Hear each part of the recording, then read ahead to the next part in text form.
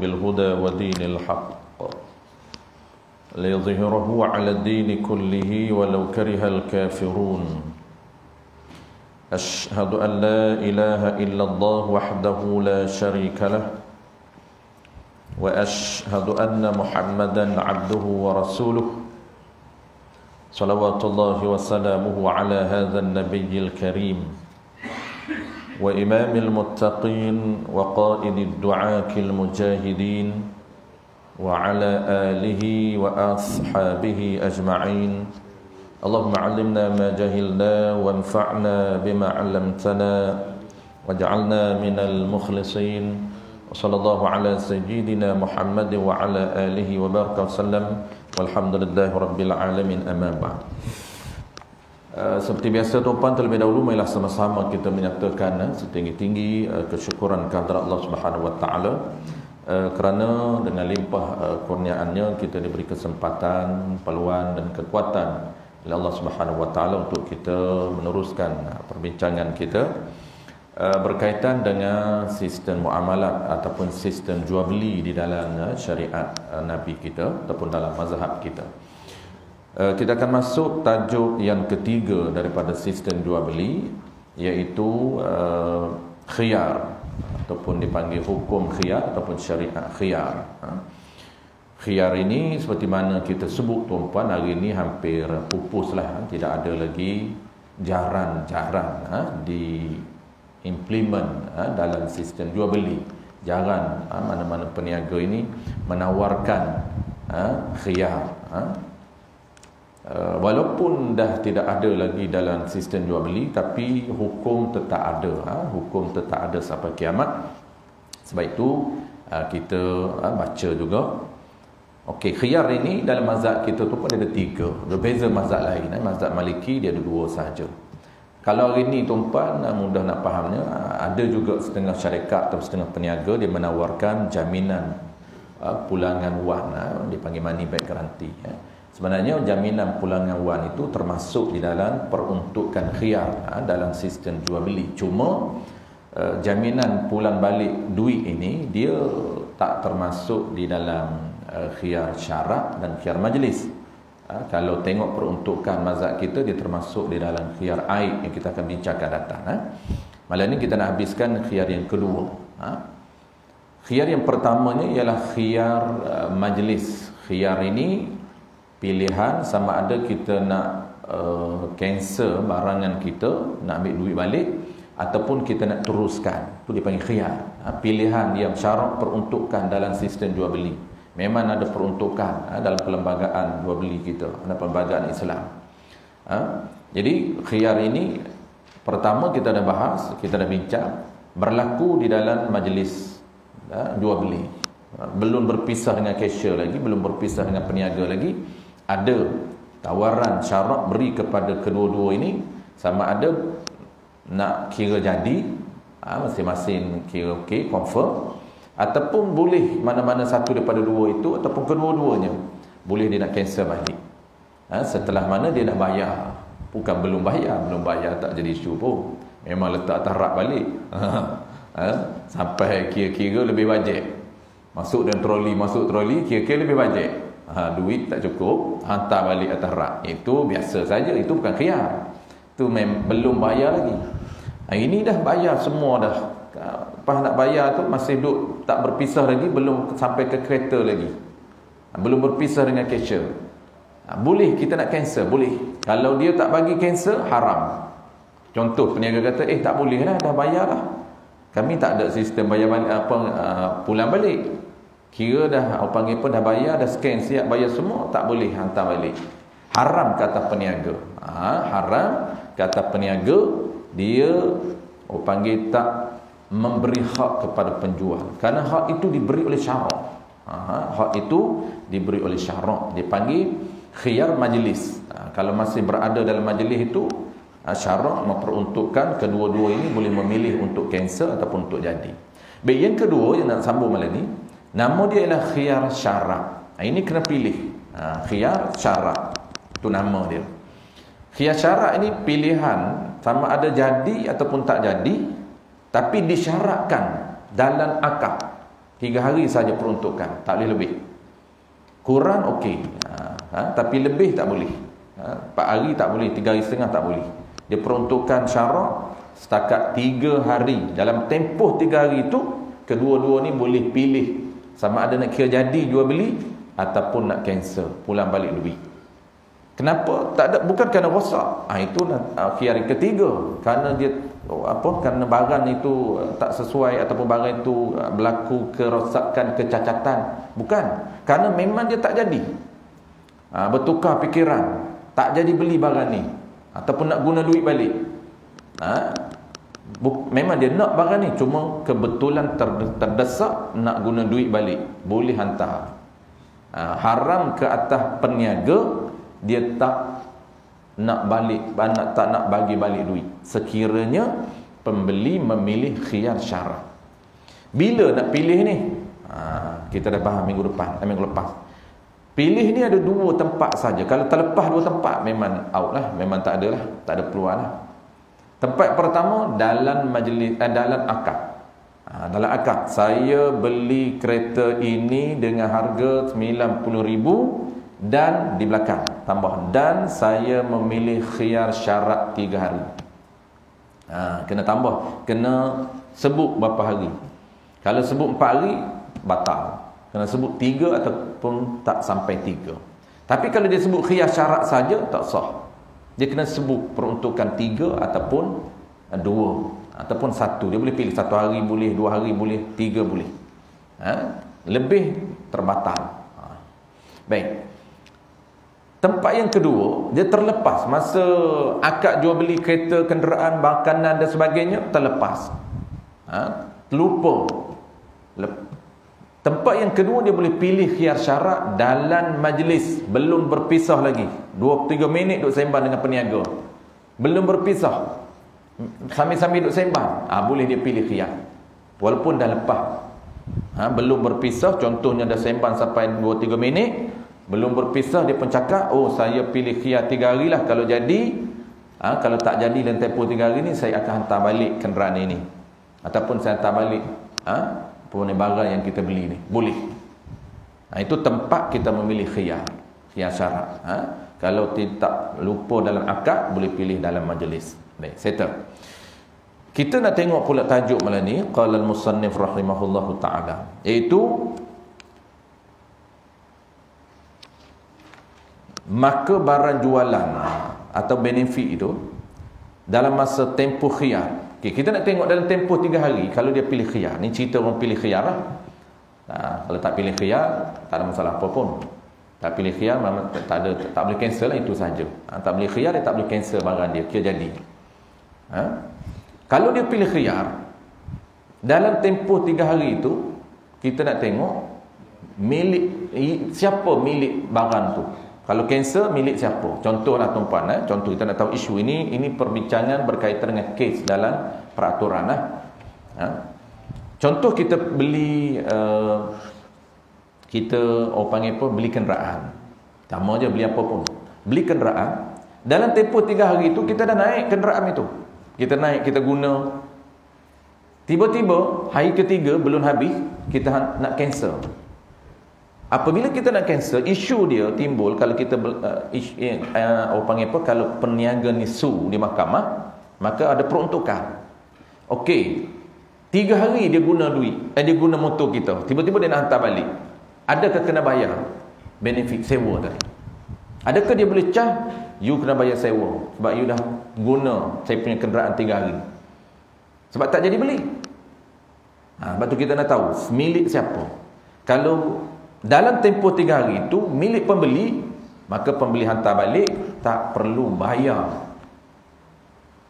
Panggil apa? Dia guna tadi, tak perlu bayar. Ini kena tahu. Isu ni memanglah kalau kita tak tahu pun boleh sue di mahkamah, tapi takkan isu kecil ni pun nak pergi mahkamah. Isu kecil je saja nak pergi mahkamah. Jadi kita tahu center hukum. Okey, kalau dah kau nak hantar balik kenderaan ni 3 hari, naik dah. Kira kena bayar, aku bagi sewa je lah. Bayar sewa. Adakah boleh dikira sewa? Kalau tak boleh, haram, tak sah dia ambil. Kalau boleh, sah dia ambil sewa. Itu isu kita nak bincang. Baik. Kita tengok. Qala al-musannif rahimahullahu ta'ala. Maka barang jualan atau manfaat. Manfaat ni benefit lah. Rumah benefit dia untuk duduk. Kalau kenderaan untuk naik. Kalau binatang, tuan-puan, binatang, kita orang dulu kan dia beli binatang, beli lembu. Beli lembu, dia buat balik lembu 3 hari. Dan dia pilih khiyar lah. 3 hari ni kalau sesuai lembu ni dengan saya kira jadi. Kalau tak sesuai, saya nak hantar balik. Beli lembu, kebetulan lembu tu ada susu. Contohlah, kita nak tahu. Susu tu boleh perah lah, boleh minum susu lembu. Susu ori. Jadi perah setiap hari. Minumlah yang pembeli ni. Sampai hari ketiga hantar balik. Dia dah bedal dah susu hari-hari. Bedal susu lembu. Boleh tak charge, peniaga charge. Dia kata nak hantar tak jadi beli pula, dia kata. Dah susu hantar balik, dia kata. Apa nama susu, apa nama bedal. Kantung punya besar, tinggal kempeh dah, 3 hari dia bedal. Lepas tu macam mana nak kira? Peniaga tanya pembeli. Dah tak jadi, dia kata. Takkan nak bayar balik. Jawab dia, tengok siapa yang pilih khiyar. Itu dia punya undang-undang. Baik, tengok undang-undang dia. Barang jualan atau benefit dalam masa khiyar syarat itu dimiliki oleh siapa ini? Orang yang meletakkan syarat. Kita tengok peraturan dia, siapa yang memilih syarat. Orang itulah milik dalam tempoh syarat itu. Dalam tempoh khiyar syarat.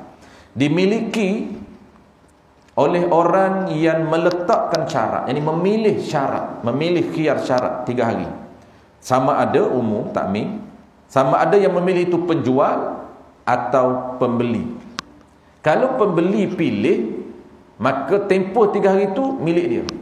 Contoh tuan-puan, ini awak penjual tak boleh argue lah. Contoh lembu tadi, dia beli lembu, ibu-ibu lembu, contoh ini rumah kenderaan sama saja. Dia kata aku jual lembu ini dengan harga RM5,000. Lembu betina ni ada dah kantung dalam susu, di kantung dia penuh susu, memang boleh perah susu, boleh minum. Dan dia, lalu pembeli jawab, aku beli lembu ini dengan harga RM5,000 dan dia tambah, dan aku pilih khiyar syarat. Dia pilih khiyar syarat 3 hari. Aku pilih khiyar syarat 3 hari. Dalam tempoh 3 hari dia balik, dia guna lembu tu. Maksud apa guna? Manfaat lembu tu dia ambil. Lembu tu ada susu, dia ambil manfaat susu. Setiap hari dia perah susu lembu. Sampai hari ketiga, dah orang panggil apa? Dia perah susu lembu ini, berjak-jak dah boleh. Hari ketiga hantar balik lembu. Tak jadi, dia kata lembu ni tak boleh, susu tak banyak pun. Kata ingatkan jenis susu banyak. Tengok bakar tu cantik, kantung dia besar. Balik-balik tu dia, kantung dia besar, susu tak banyak pun.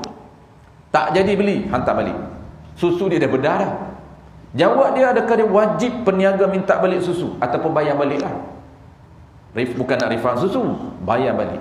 Maksudnya meletakkan harga. Susu dah 3 jak, setiap hari 1 jak, charge 1 jak tu RM10. You kena bayar RM30. Tak wajib. Kenapa? Kerana tempoh khiyar milik pembeli. Dikira milik dia.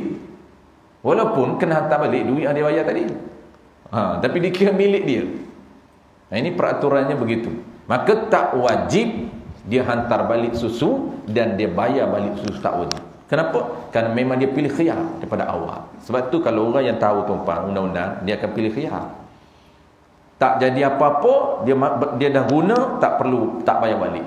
Kalaulah dia paksa, peniaga tak tahu undang-undang, dia paksa, kita tak haram bayar. Tak haram tak bayar. Kalau dia suruh mahkamah, tetap. Mahkamah Islam dan tuan-puan. Mahkamah ni lah peraturan kita duk baca ni. Bukan peraturan magistrat ni. Dikira milik pembeli. Kerana dia pilih khiyar. Di sebaliknya kalau penjual pilih khiyar, pembeli tak pilih, kena bayar balik. Pembeli tak pilih khiyar pun. Tapi penjual kata, aku jual lembu ini dengan harga RM5,000 dan aku pilih khiyar 3 hari. Dan tempoh 3 hari, dia dah bedal susu, dia hantar balik, boleh charge Kenapa? Kerana peniaga dah pilih khiyar 3 hari. Settle, itu isu dia. Mudah saja. Dan yang kedua, kalau kedua-dua pilih, dua-dua pilih khiyar, peniaga pun pilih khiyar, pembeli pun pilih khiyar syarat. Nabi.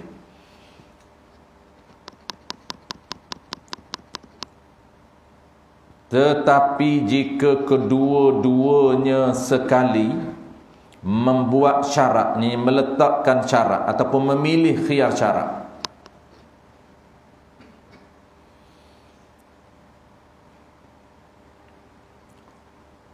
apabila sempurna, memilih khiyar syarat, maka keadaan barang itu mauquf. Dalam tempoh 3 hari, barang tersebut mauquf. Mauquf ni mana KAV dulu, tak jadi milik sesiapa lagi. Kena tengok lepas 3 hari tu barulah confirm milik sesiapa. Kena tengok lepas 3 hari. Dan tempoh 3 hari, dia tergantung. Dia tergantung. Dia orang panggil apa? Dia tergantung sekejap. Dia mauquf. Dia floating kita panggil. Sekejap dia tergantung. Sampailah 3 hari, baru dia clear balik. Boleh. Boleh naik. Tak ada masalah apa. 3 hari tu dia boleh naik. Dia mau tergantung tu milik. Sebenarnya milik siapa? Walaupun dia naik, kawan yang dah pegang duit, dah guna duit, boleh. Tapi kita nak tengok selepas 3 hari tu baru clear siapa milik. Dan berlaku dalam 3 hari. Kalau cancel lah dalam 3 hari, ini isu dia. Kita tengok tidak dimiliki oleh sesiapa dalam masa 3 hari tu apabila sempurna jualan. Selepas 3 hari, apabila selepas 3 hari itu, apabila sempurna jualannya, nyatalah, confirm lah barang itu milik pembeli. Bila milik dia tu? Dari sejak mula akad lagi. Jadi sejak akad lagi dikira. Jadi apabila confirm dah milik pembeli, lepas 3 hari itu baru nyata milik pembeli, maka tempoh 3 hari itu milik dia. Sebab tu dia kena tergantung dalam tempoh 3 hari itu. Kita lepas 3 hari tu baru kita tahu milik siapa. Kalau lepas 3 hari tak ada berlaku cancel, maka confirm milik pembeli barang itu. Dan duit yang berada di tangan peniaga itu confirm milik peniaga. Tu. Kena tunggu selepas 3 hari. Dan jika tidak sempurna, di-cancel barang itu, maka apabila di-cancel barang itu, dia jadi milik penjual. Milik penjual dari awal lagi. Kalau cancel tengah jalan, tuan-tuan, 3 hari itu tiba-tiba cancel, pembeli tak nak refund balik, maka milik siapa dalam tempoh tu? 2 hari dah guna ni, kira milik penjual. Pembeli kena bayar. Kalau tak cancel, penjual tak cancel, pembeli tak cancel, maka nyata milik pembeli sejak daripada awal lagi. Jadi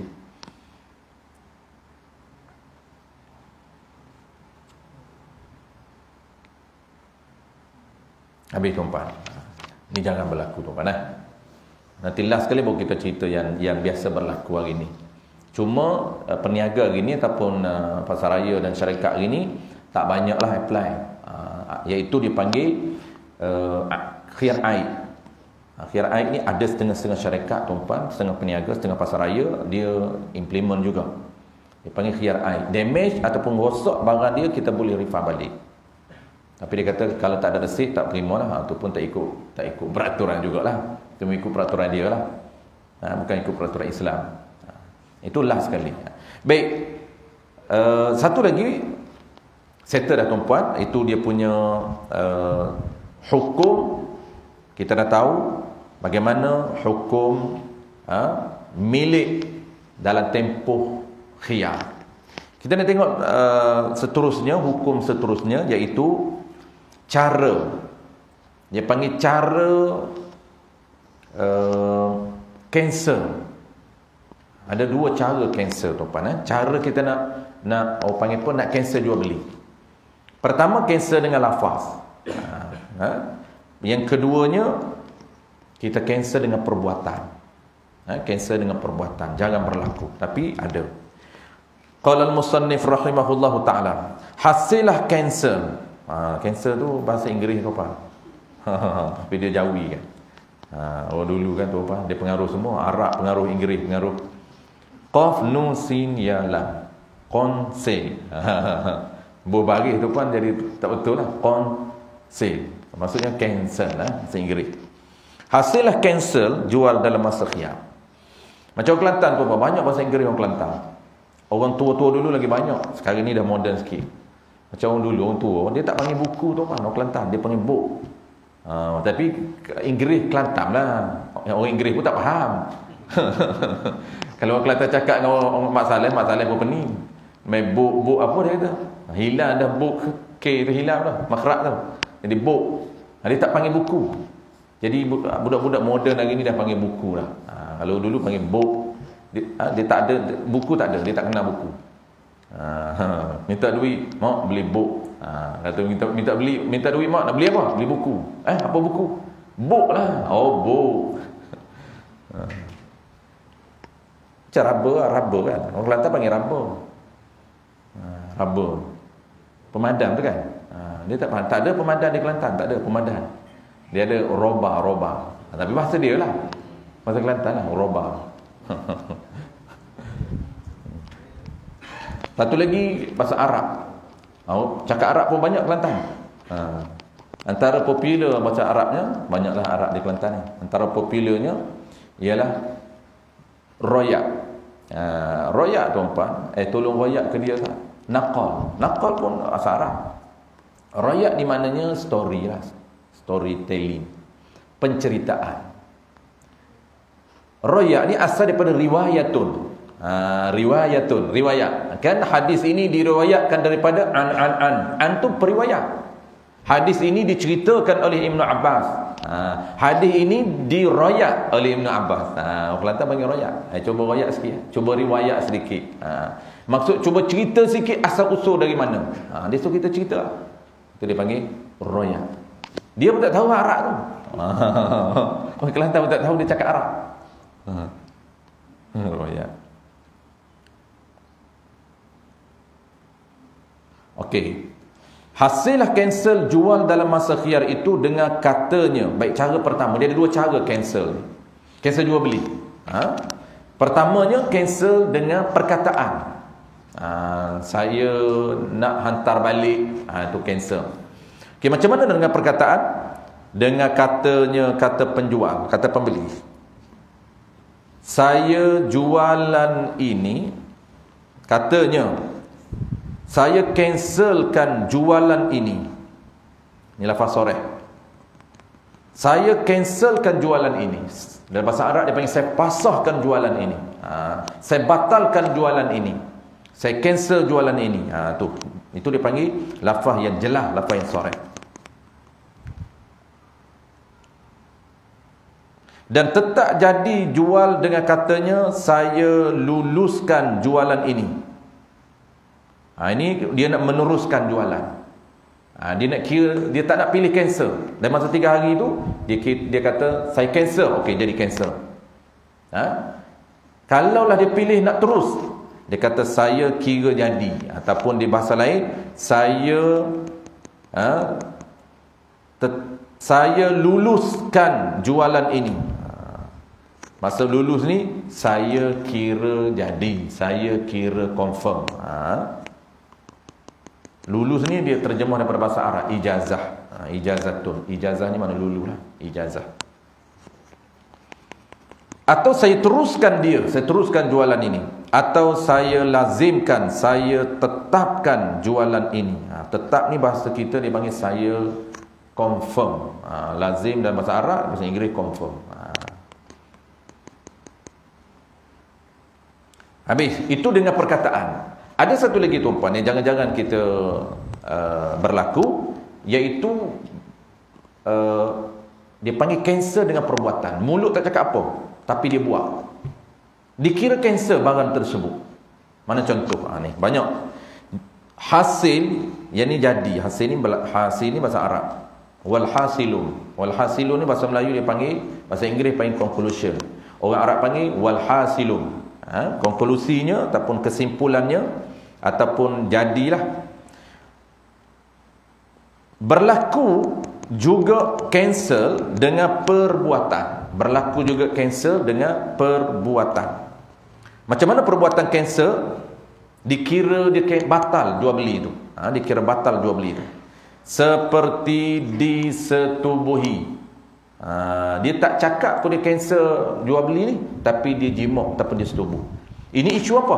Isu jual beli hamba. Dan kurungan itu pada sahaya perempuan. Ini isu sahaya ataupun hamba perempuan. Ini orang dululah, dan tak ada dah. Sekarang ni kenderaan.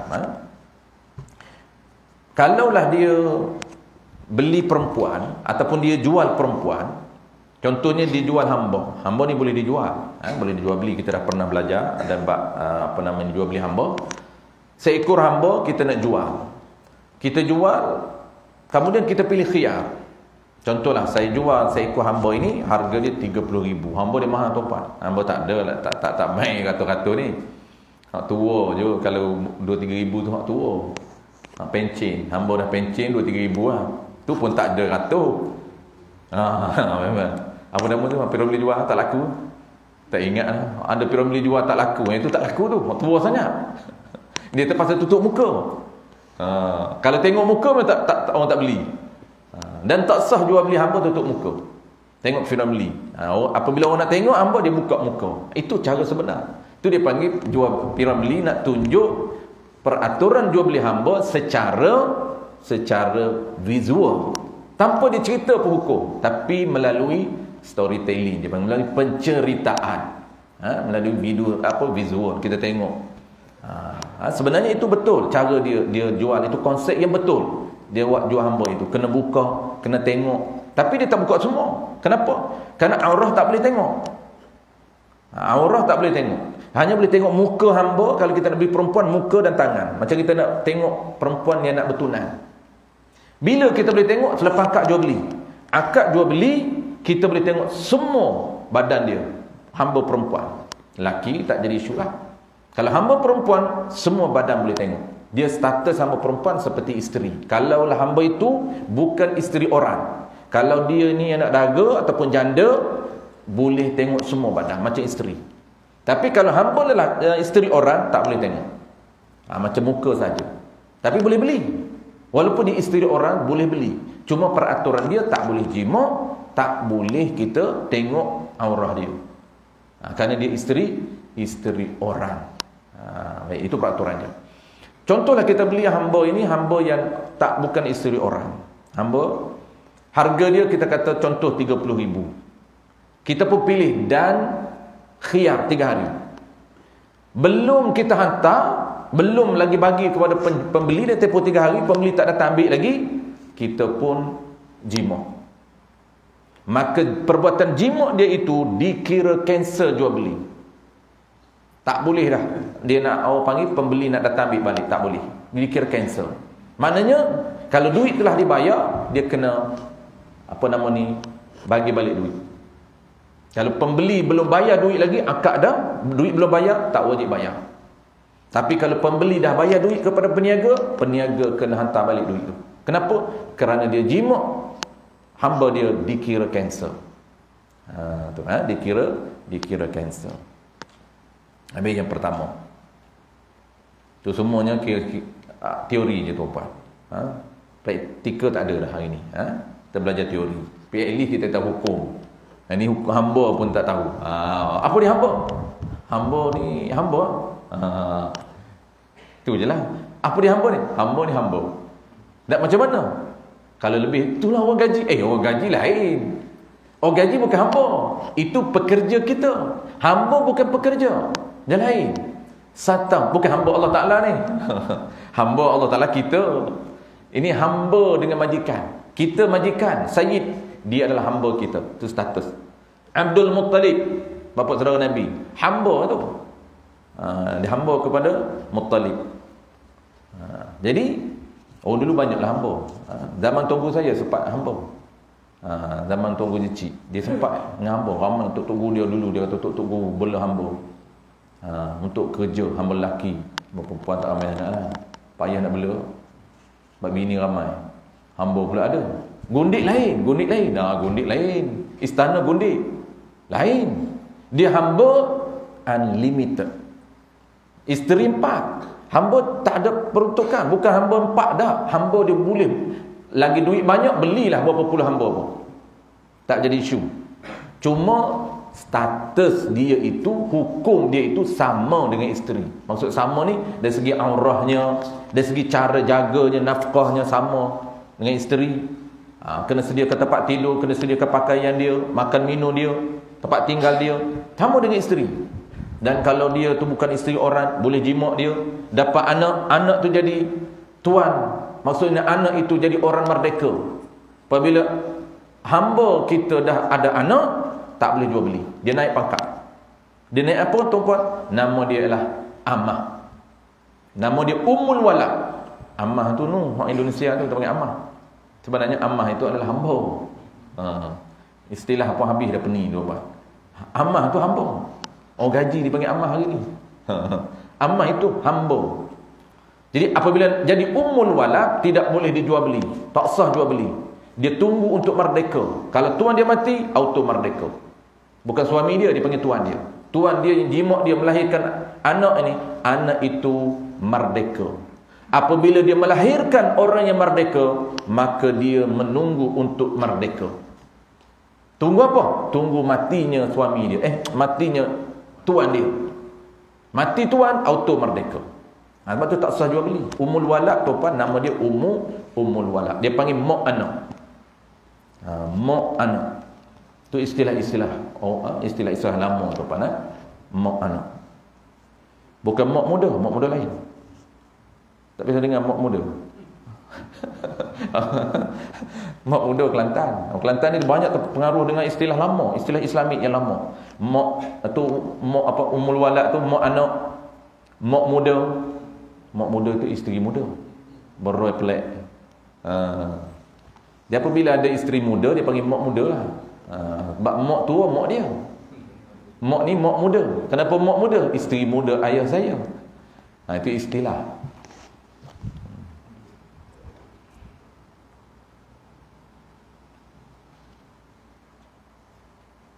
Bisa. Yang kedua, dan hasil kanser, contoh yang kedua, atau dimerdekakan. Habis. Contoh yang kedua, dimerdeka. Sama je tuan-tuan konsep dia. Merdeka ni macam mana? Sama juga. Sebelum dia serah hamba, sebelum dia serahkan hamba yang dijual, dia jual beli hamba. Dia jual beli hamba. Tadi dia jual beli hamba perempuan. Tak dan pembeli ambil, dia jimat, cancel. Ini juga dia jual beli hamba juga. Dia jual beli hamba, belum dia serah, dia merdekakan hamba tu, cancel. Dia hamba ni tuan-tuan, dia dua cara kita nak panggil mengurus dia, pengelolaan dia. Pertamanya kita boleh handle dia cara jual beli. Kita nak milik dia panggil jual beli. Yang kedua, kalau kita tak nak jual beli, kita boleh hebah. Tak nak jual beli, hebah.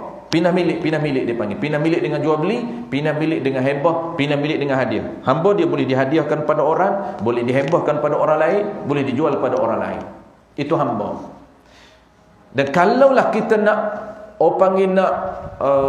bebaskan daripada kita, daripada pengurusan kita, cara dia ialah dengan melafaz merdeka. Kalau isteri, dia panggil lafaz cerai. Kalau hamba, lafaz merdeka. Apabila lafaz merdeka saja yang hamba, maka dia bebas daripada tuan. Dia tidak ada keterikatan dengan tuan. Tidak ada hubungan dengan tuan. Tak wajib dia bekerja dengan tuan dia, tak wajib duduk sekali dengan tuan dia. Dia boleh bawa diri sendiri apabila dia merdeka. Sebab tu antara pahala yang besar selepas pahala mengislamkan orang, tuan, ialah memerdekakan hamba. Hari ni tak boleh merdeka hamba lah. Hari ni boleh lagi pahala mengislamkan orang. Kalau dapat Islam seramai mungkin, tuan-tuan, itu pahala yang besar. Selepas daripada itu, pahala memerdekakan hamba. Ini dapat kepada Sayyidina Abu Bakar dua-dua ni. Abu Bakar banyak mengislamkan orang dan Abu Bakar juga banyak memerdekakan hamba. Sehingga digelar dia rajulun fatahriru raqabatin. Itu gelaran Nabi bagi pada Abu Bakar. Bukan Siddiq saja. Tapi Nabi gelar kepada Abu Bakar rajulun, lelaki. Terkena dia. Fatahriru raqabah, lelaki yang banyak ramai memerdekakan hamba. Boleh kat dia. Orang paling ramai dan banyak memerdekakan hamba ialah Abu Bakar. Sebab dia duit banyak. Dan dia duit banyak dan dia mampu, dan orang panggil apa? Mampu dan nak. Ada juga orang mampu tapi tak nak. Sahabat Nabi banyak yang mampu tapi dia ambil tiket lain.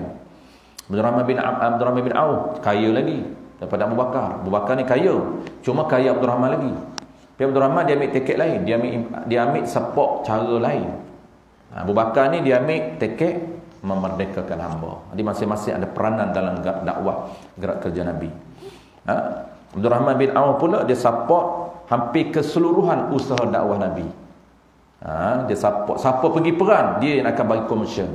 Balik perang dia akan bagi bonus. Pernah pergi perang. Bonus pula bukan biasa-biasa. Banyak ada yang riwayat mengatakan 100 dinar, ada 50 dinar. Banyak. Dia bagi dalam bentuk dinar. Orang siapa pergi perang Badar. Sampai menghafal Quran. Itu orang kaya tu. Abdurrahman bin Auf ni dia kaya dan dia menggunakan kekayaan dia untuk Islam. Nabi kaya, sama juga. Nabi dia mati tak ada harta. Sebab tu orang tak tahu sejarah Nabi, orang ingat Nabi miskin. Tak, Nabi kaya. Tapi Nabi ni habis harta dia guna. Nabi ni orang kaya awal, bukan Nabi. Kita ni tuan-tuan tak tengok sejarah Nabi. Kita nampak Nabi ni setelah dia jadi Nabi. Setelah dia jadi Nabi, dia biasa je hidup dia. Dia low profile tapi dia kaya lah. Sebab tu Nabi ni kalau kita tengok Ramadan, nampak gaya hidup dia miskin. Tapi jangan kata Nabi miskin, tak boleh. Nampak gaya hidup dia biasa. Gaya hidup dia biasa, cuma dari sudut infak dia yang luar biasa. Dia lebih ke depan daripada sahabat Nabi. Memberi. Apa yang ada dia beri. Tu. Nabi ni kaya. Kalau tengok sejarah tuan-tuan dan Rahib Al-Makhtum ataupun Ibn Hisham, Nabi kaya seawal 20-an lagi. 24 tu dia ada jutawan. 25 dia ada jutawan. Dia jutawan muda dia panggil. Nabi ni jutawan muda. Sebab dia berjaya dalam perniagaan ketika usia 23, 24, 25. Itu zaman dia panggil zaman kemuncak. Zaman kejayaan dia. Masa tu dia partnership dengan Siti Khadijah. Masa tu tak kahwin lagi. Dia partnership dulu, baru dia partner betul-betul. Nampak dia berpartner dari sudut perniagaan dulu. Partner dalam perniagaan. Apabila berjaya dalam perniagaan, baru Siti Khadijah melamar dia. Dia tengok Nabi memang orang yang bijak berniaga. Sehingga menaikkan perniagaan Siti Khadijah. Ketika tu dia kaya Nabi. Kaya tak kaya dia, dia dia bayar mas kahwin Siti Khadijah ada dua riwayat. Riwayat pertama iaitu 20 ekor unta. Unta yang brand, unta banyak brand. Macam kita lah hari ni kereta banyak brand. Mercedes, Lamborghini, Ferrari. Unta juga banyak. Ada unta untuk makan, ada unta untuk kenderaan. Kenderaan, tunggangan, kenderaan, kelajuan. Nabi ni, dia brand unta yang dia bagi mas kahwin kepada Siti Khadijah, nama dia ialah unta yang jenis Bakrun, Bakar. Biasa dengan Abu Bakar. Abu Bakar tu bukan nama dia Abdullah. Kita dah panggil Abu Bakar, gelaran dia. Abu Bakar ni bapak Bakar ni apa Bakar ni? Dia ada dua sebab dia dipanggil Abu Bakar. Sebab pertama, dia membela unta yang nama dia Bikrun, Bakar.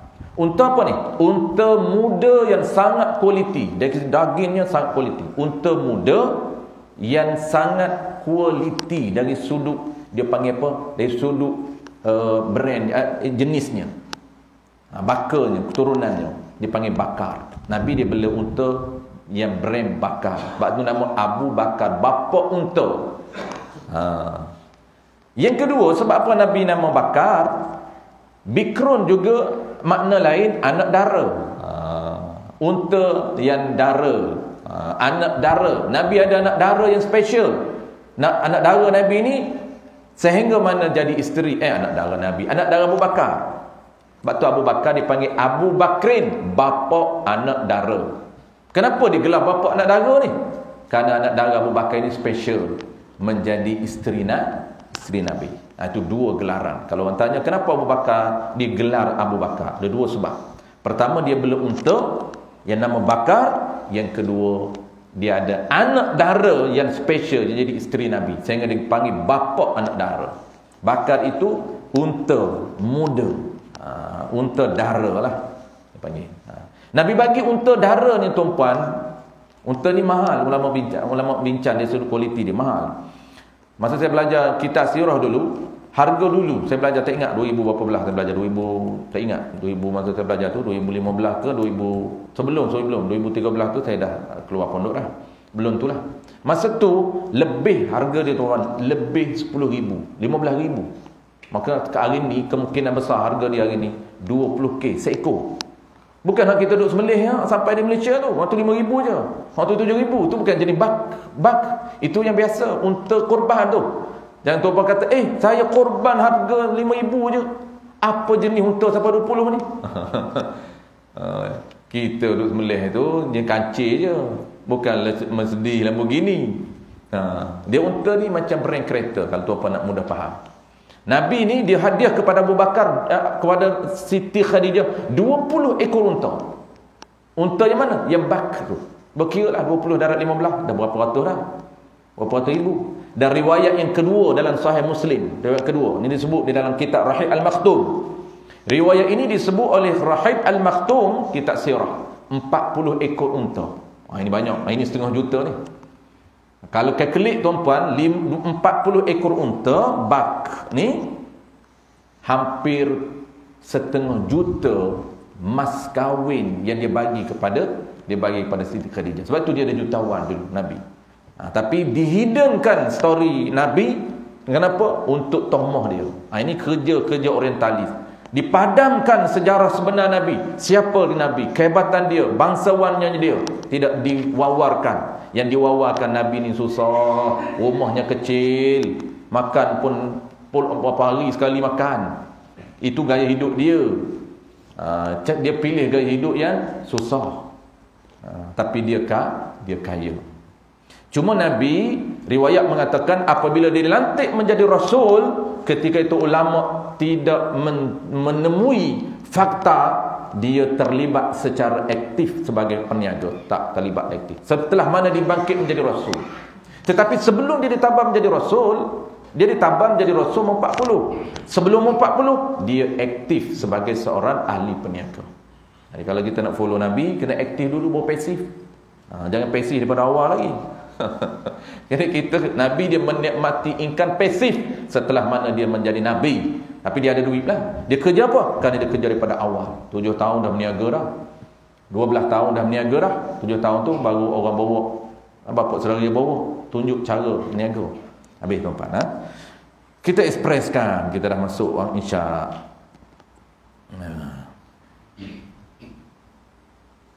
Ada satu lagi tuan-tuan. Ini info tambahan saja supaya minda kita lebih open minded terhadap Nabi. Kenderaan Nabi ni tuan-tuan, dia ada 3 kenderaan, semua hebat-hebat. Sebab apa? Sebab orang dia nak pakai kenderaan mewah, dia marah. Saya tengok dulu AJK masjid, saya tak nak sebut masjid mana. Saya tak beli lagi Mercedes tuan-tuan. Dia tak bagi beli awal lagi. Dia nak suruh saya buat kancing. Apa punya bekar otak dia. Saya parking, pakai kereta saya lah. Parking lah tempat AJK. Adalah Mercedes tu, Mercedes orang lain lah. Saya kata apa? Cantik Mercedes apa ni? Cantik lah, tapi ustaz tadi pakai ni. Kenapa? Fitnah. Tu dia bagi kita. Saya kata, kalau nak suruh saya pakai terburuk lah. Sederhana cukup lah. Dia tak tahu. Nabi ni tu pada 3 kenderaan. Ini pun dihidang.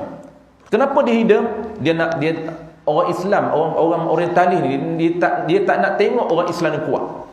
Dari segi ekonominya orang Islam kuat, sakit hati dia. Dari segi rumah mewah, sakit hati orang kafir. Ini kerja-kerja orang kafir tuan-tuan. Kerja-kerja orientalis lah, bahasa lain kafir tu takut tuan-tuan kata kasar apa.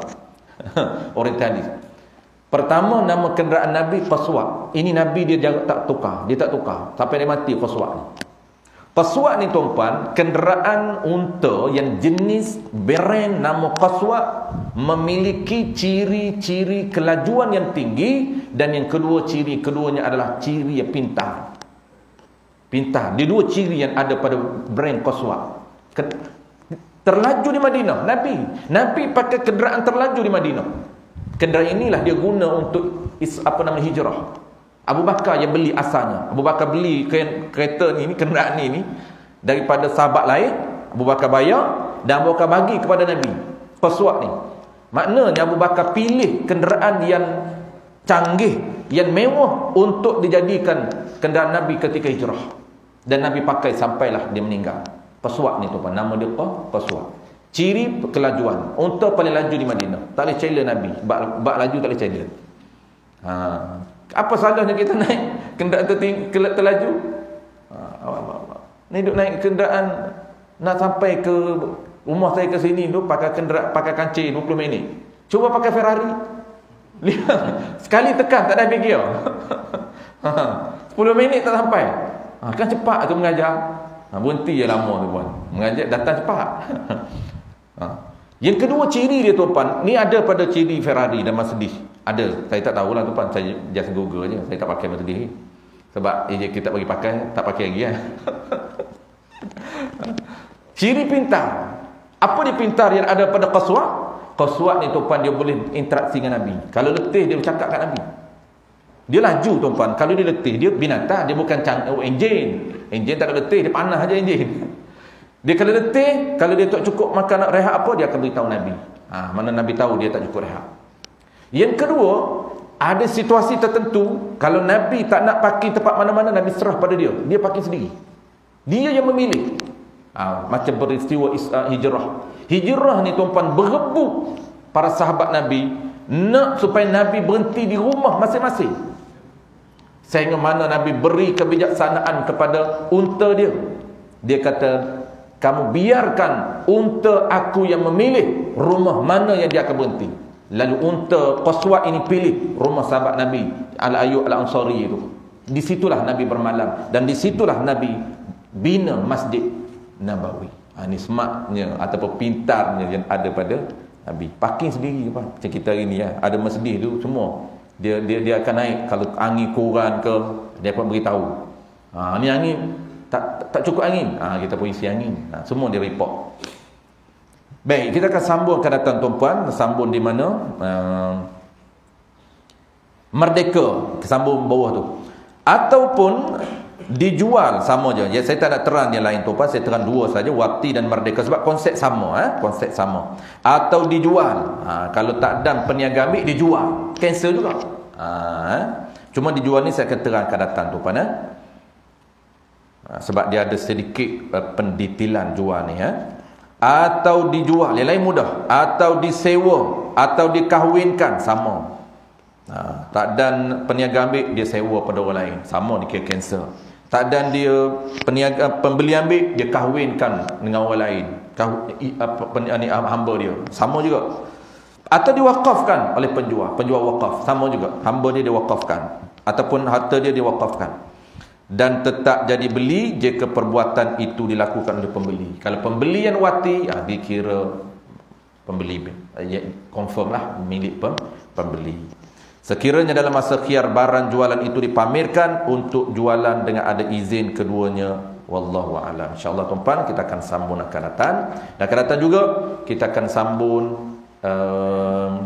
akan sambung masuk tajuk baru, iaitu khiyar aib. Khiyar aib ini tuan-tuan, insyaAllah minggu akan datang.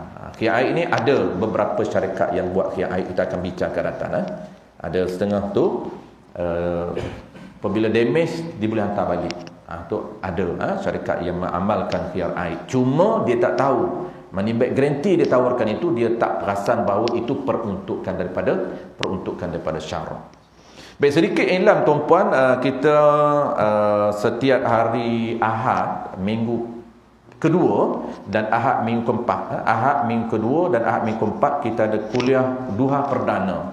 Kita buat kuliah duha perdana di masjid, itu di Surau An-Najah Presiden 9. Surau An-Najah Tabukit itu Presiden 9. Kita guna 3 kitab basic untuk cover ilmu basic 3 bidang. Pertamanya akidah, kitab yang keduanya fiqh, dan kitab yang ketiganya tasawuf. 3 bidang itu kita cover dalam satu pagi itu, iaitu pukul 9 pagi kita mula sampailah lebih kurang pukul 11 lebih, 11.30 ataupun lajak sikit, kadang-kadang sampai pukul 12. Dan kita ada break, jamuan disediakan oleh pihak surau. Ini kerjasama anjuran pihak Pondok Asfa dan juga pihak An-Najah, kerjasama dengan pihak An-Najah. Jadi dia orang surau sediakan makan minum untuk kita. Cuma kita tugas kitanya tuan hanya hadir sahaja dan tidak ada bayaran. Sekarang ni, dulu ada bayaran tuan sebab untuk pondok. Sekarang ni An-Najah orang panggil apa, support. Jadi surau support sepenuhnya. Jadi tidak ada lagi sistem bayaran orang panggil bulanan. Dulu kita minta bayaran bulanan. Nak support pondok dulu. Bayaran itu bukan untuk pengajar, tapi untuk pondok. Wallahu a'lam. Cuma kena beli juga kitab kan, kitab beli. Kitab pondok tak sponsor, beli kitab. Kitab 3 tu RM50. Sebab kitab besar, fiqh tu besar, yang 2 tu nipis. Yang 2 tu nipis saja. Jadi sebar-sebarkan tuan-puan, kalau kita tak mampu hadir, mudah-mudahan mudah-mudahan kita dapat pahala menyebarkan kebaikan. Kalau kita tak dapat pergi, orang lain pergi itu dapat pahala kerana kita yang menunjuk jalan kebaikan. Man dalla 'alal khair falahu mithlu ajri fa'ilih. Jadi minggu 4 bulan ni, hak inilah hak terdekat ini, iaitu ahad minggu 4. Wallahu a'lam. Bismillahirrahmanirrahim.